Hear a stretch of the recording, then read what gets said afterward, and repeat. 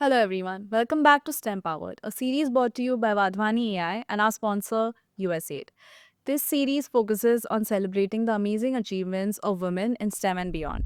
I'm Deepashri Mahajan, a product manager at Vadhwani AI and your host for today. In today's session, we'll discuss the critical topic of representative and inclusive data with our guest, Rukmini.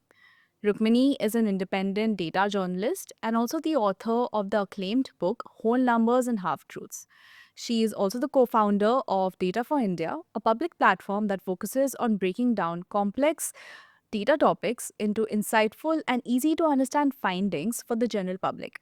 Together, we'll discuss her experiences on gathering representative and inclusive data for AI models.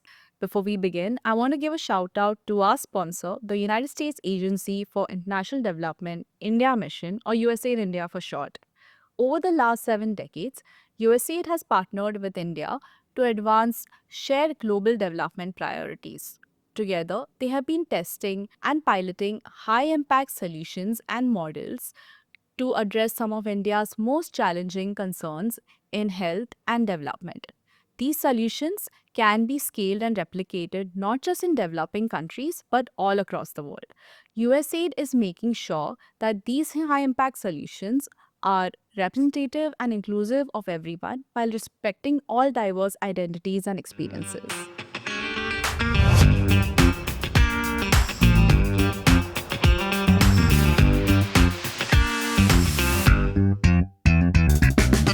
Hi, Rukmini. Welcome to STEM Power. Thank you so much for being a part of this. Thanks for having me, Deepashri. Okay. As we understand, you worked as a data journalist over the past decade or so, and you've done quite a lot of work in making sure data is accessible and understandable to the general public, in breaking it down, so for them to understand how it affects their day-to-day life and how it influences policy decisions as well, right? You've written a book on whole numbers and half truths that's been very popular with book clubs, especially with mine, and you've also launched a platform this year. It's called Data for India that also takes it a little ahead and makes complex data topics more easy to understand for everyone, no matter what field they belong in. So, can you just talk a little a bit about your journey and the inspirations behind all of these different projects you've undertaken? Sure. So I took a sort of circuitous route to get to where I am now.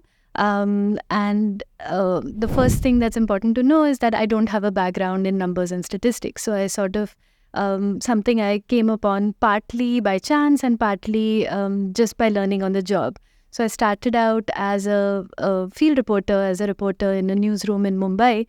And this meant running all around the city, trying to gather information, trying to find out things from the parts of the city that nobody else wanted to go to. Over time, it meant being dispatched all over the state and then ultimately the country to report on stories. What this did was really give me a very granular understanding of how things operate in the country, which meant that when I made this pivot to data later, I was able to understand the processes that go on behind the spreadsheets that I was looking at. So it really helped numbers come to life for me. And what this meant was that being a layperson myself, I had to piece together the meaning of the numbers by very slowly working through them, as well as bringing into play my experiences from field reporting in the past. And I think this has helped me communicate data to lay audiences because they too come from a place without background in numbers and statistics usually, and it helps them to give them a sort of more live and colorful picture of what these numbers really mean. So that was the work I did as a data journalist. And then because I had these two diverse sets of experiences, one being field reporting, which tends to fit into the qualitative sort of bucket, and the other being data journalism, which is what people see as quantitative work. But I knew that the two sort of complete each other in a way. There are gaps in data that can only be explained by things on the field.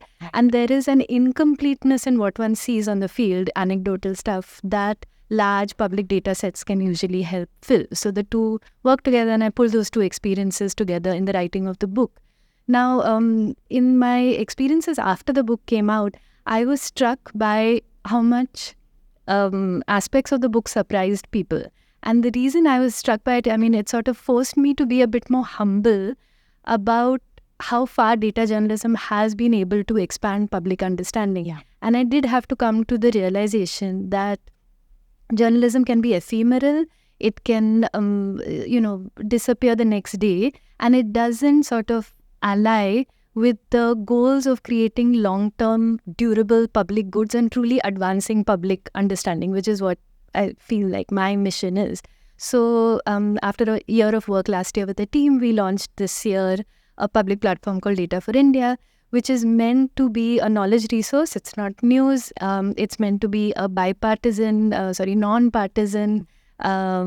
durable knowledge resource where people can come to answer for themselves questions about socioeconomic issues in India through the data.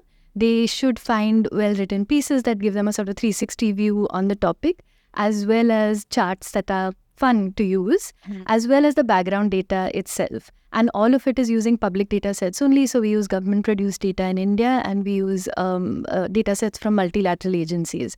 So that's really been the sort of taking it from field reporting to bringing together field reporting and data journalism to trying to finish that last mile problem of truly making public understanding something accessible that happens through the data. Oh, that's great. So, like, what you're talking about when you're talking about going on the field, getting that anecdotal data, and then also looking at larger data sets, it's like the right balance of qualitative and quantitative data, right? So, to understand that data, it's extremely important when you're going to talk about data accessibility, transparency, representation, that all that we plan to cover. So, in order to make the public more knowledgeable about these things, what role do you think the media and journalists, an extension of the media, can play in this regard? So I think actually, I'm very proud of the work that the data journalism community in India has done over the last 10 years. It's a field that didn't exist 10 years ago and has really been, built from scratch. And this is one area in which I think the mainstream media has played a pretty amazing job. Like all of the key data journalism that one can think of has emerged out of the Indian mainstream media. It's involved very hard work, sometimes in resource-constrained settings. Some of this work is not done in big English, newsrooms in big cities where the challenges are so much greater. So overall, I'm proud of the work that's been done. However, I think there is, a gap there, which is in terms of creating data literacy. So there is, when you read data journalism in a newspaper, one thing you're very unlikely to read is any explanation of methodology. Right. Because that's sort of, journalism seems to assume that this is something the journalist should understand, but it's either too boring or too complicated to explain to readers. And as a result, I think we've done something of a disservice to the reading public, where there is a sort of expectation that, trust me, I know what I'm talking about, without really showing you how I got here. Right. And those assumptions may even be wrong. I think it's a wrong assumption that the Indian public doesn't want to know about things like methodology. I think when we talk about big indicators that affect people's lives, if we talk more clearly and in a more engaging way about how that data is collected, I believe it would actually bring about not just more credibility, but more faith in the numbers themselves. I think a lot of the and I encounter a lot of skepticism, particularly among younger people, about data. Can we trust it? Does it really cover everyone? Does it represent a changing country? Does it represent my reality? That's something I hear a lot from younger people. I think if we did a better job of explaining how this data was collected, then there would be a much clearer, vision into how these numbers are produced. They wouldn't seem so abstract and strange and sort of out of nowhere. So I think even the people producing data right from the government onwards are cognizant of this. I see a little bit more effort to explain how the numbers are collected. But I really think it's a responsibility to do a better job of that, just to also raise everyone's sort of stake in the process, that these numbers are important. It's important for us to have them and understand them because they are trustworthy. And how I know they are trustworthy is because I know how they were collected. Right. So you've spoken about, the faith of people you encounter when they say the data sets that they want to look at, work on, they should be representative of their realities as well as the realities of the larger population of India, right? So I'm sure the data sets that you get, they can be improved on. Can you talk a little bit about the challenges that you've encountered when you look at these data sets to make sure they're representative and inclusive, especially when it comes to gender? So that's really a very important aspect of making sure that that there's data integrity, that we're truly capturing the reality that we feel that the survey in question is supposed to be capturing. And I think there's two challenges when it comes to representation, particularly of women. One is on the sampling count itself, which is if you go out into the field and you don't sample enough women. So either it could be that they are unwilling to speak, or if it is a male enumerator, the household might decide not to allow the woman to speak to them. It could be regions in which the women are very busy. It could be regions in which there are social norms outside against leaving the house. So all of those end up posing challenges to correctly sampling enough women. And if you don't sample enough women, you're not going to get enough responses for the data set to be representative of women. I think this applies more generally to other marginalized groups as well, who may feel frightened or challenged by an enumerator who appears powerful or privileged coming there. So that's a consideration there as well. So that's right at the sampling stage. The other part is how the question is asked, what the question is and how it is asked.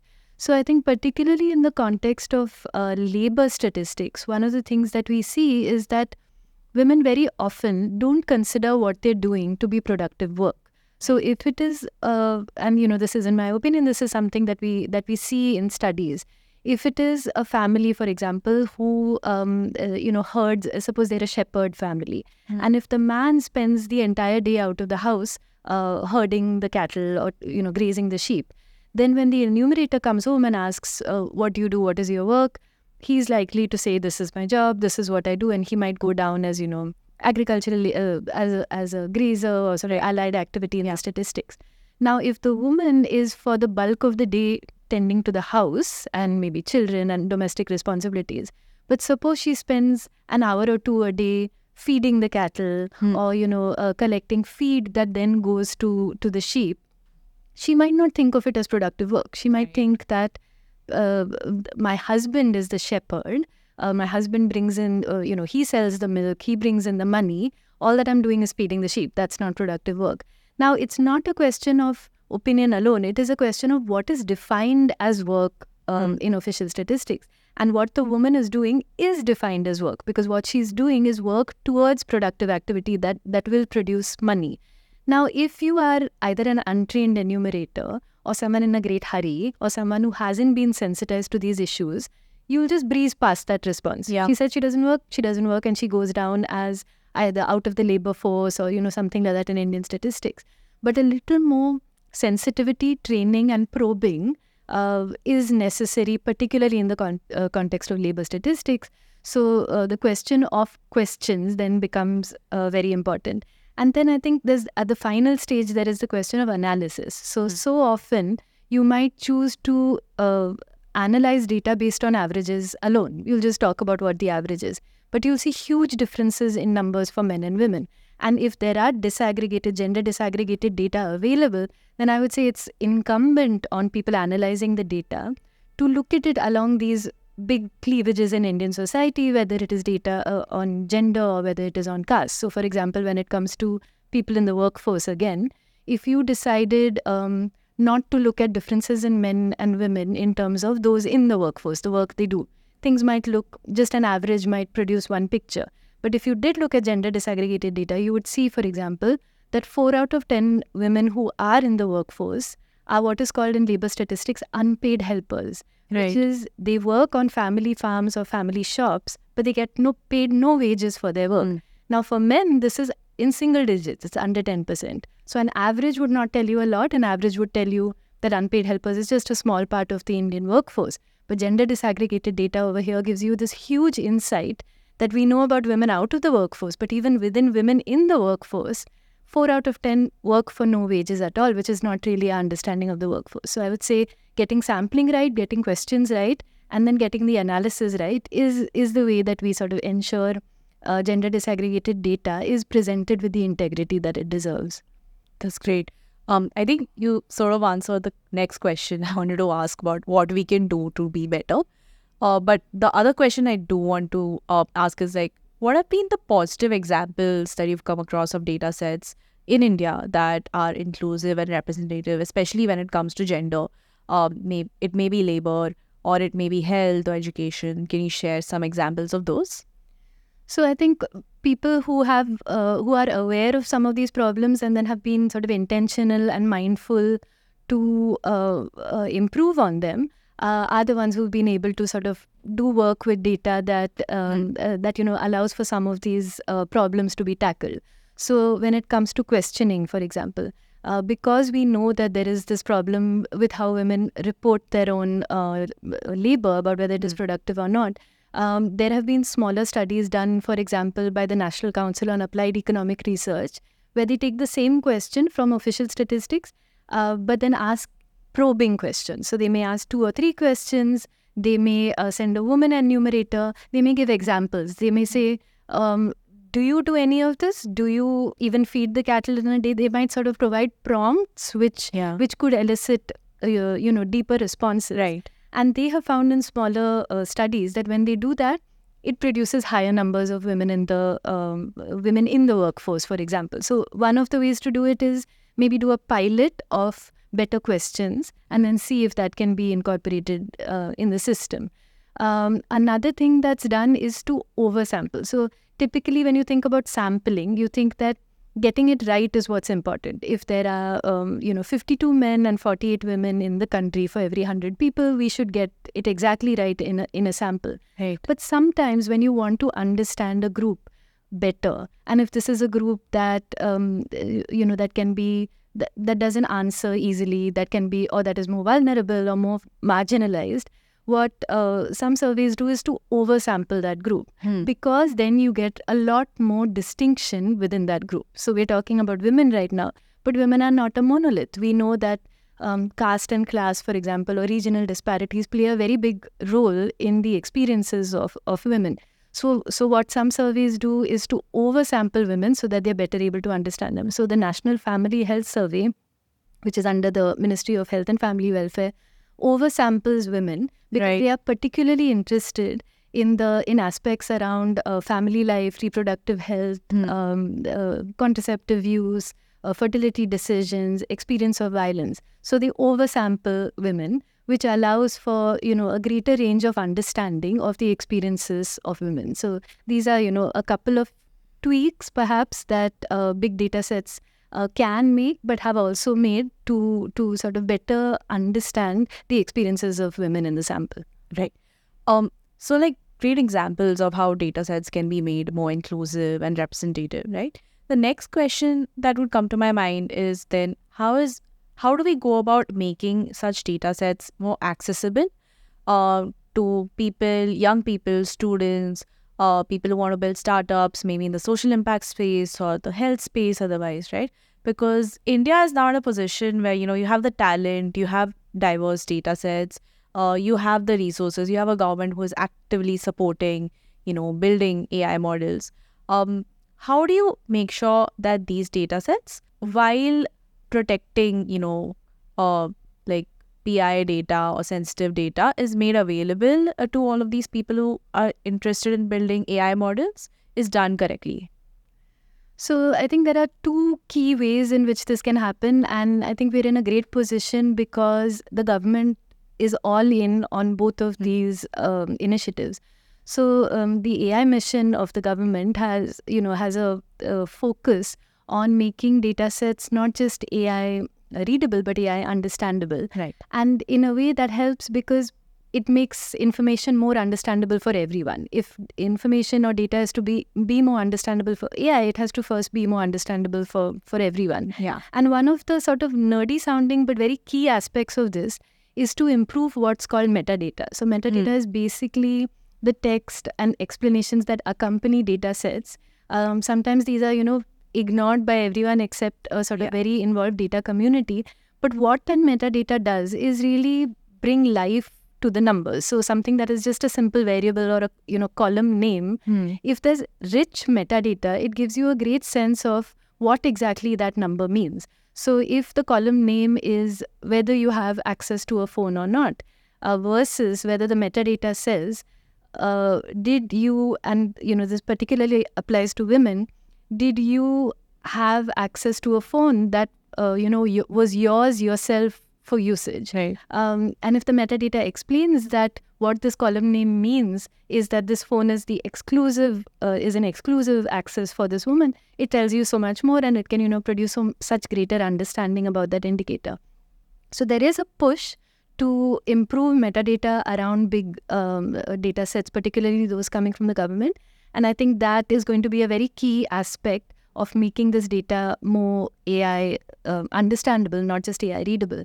Right. The other key part of it to me is community, which is there is so much work going on everywhere. It should not exist on individual laptops with no talking between people. So for example, if someone has done work to take a data set forward and make it much more understandable, if they've done work on, say, rationalizing the names of something where there are 50 variations to the same word with different spellings, but someone has done that work perhaps using LLMs to standardize those, we've really got to come together as data communities to make these shared commons. And again, I see a lot of outreach from the government in bringing these communities together. Just in the last few months even, we've had a bunch of sort of user conferences by the government, bringing together people in the data using community, and very receptive to criticism as well. Things like metadata that we've been pointing out we want more of, very receptive to that.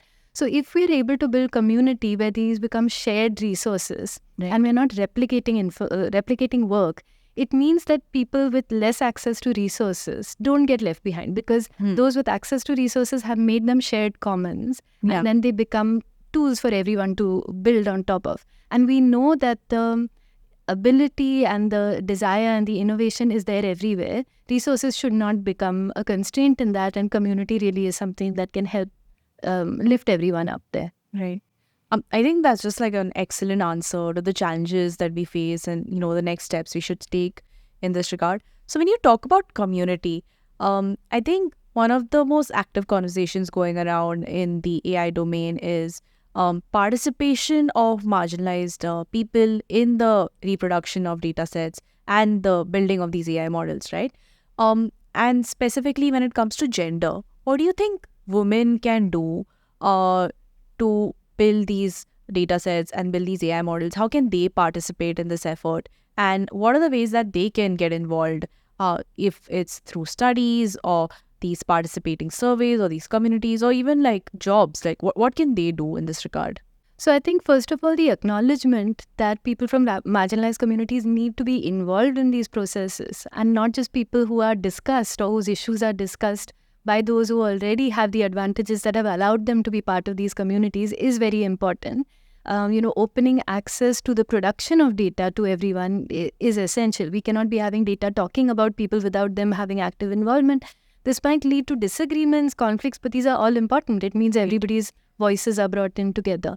I think one of the things that often happens is the women get sort of slotted into talking about women's issues then. And I would hope that doesn't happen. We want more women in the space, but it doesn't mean that it is incumbent on women to look at things like women in the workforce alone. These are shared issues that should be looked at by everyone. And finally, I want to say that women are not a monolith, and sometimes considerations and sort of experiences that are along other cleavages are essential to the experience of women. So talking about marginalized communities, talking about caste and class becomes just as important as talking about gender disaggregated data, because all of these sort of intersect with each other in essential ways. So the 2-3 things that I would encourage women to do is participate more in these processes, even if you are not someone with a STEM background like me. So I think what often happens is, because of the way math is taught in schools, women and those from marginalized communities are much less likely to take math because they're often made to feel this is not for them. So ways in which we can get more women and people from marginalized communities into STEM is really something incumbent on all of us to try and do a better job of. So yeah, the key takeaways here are building more robust communities for discussions around data sets, encouraging more participation of women in these efforts, to collect representative data, and building inclusive AI models, as well as making these shared resources accessible and available to the larger community, right? Thank you, Rukmini, so much for sharing your amazing insights and experiences with us. Thank you for having me, Deepashi. It was a pleasure. So, what we glean from this conversation is that India today stands at a very unique and some might say advantageous position to lead the world in building data sets that are at once inclusive and representative. This is especially pertinent for social impact domains like agriculture, education, and public health, where skewed data sets can significantly affect people's lives, especially those of the marginalized communities. To make sure we are on the right path to make this happen, we have to promote topics like data literacy, transparency, and accessibility and ensure that they are at the forefront of public discourse. We hope this podcast sparks more conversations and discussions around these topics, and we hope to hear more from you, our audience. Do remember to like, share, subscribe to our podcast series, and tune in for more episodes of STEM Powered. Thank you so much for listening in. Till then, goodbye.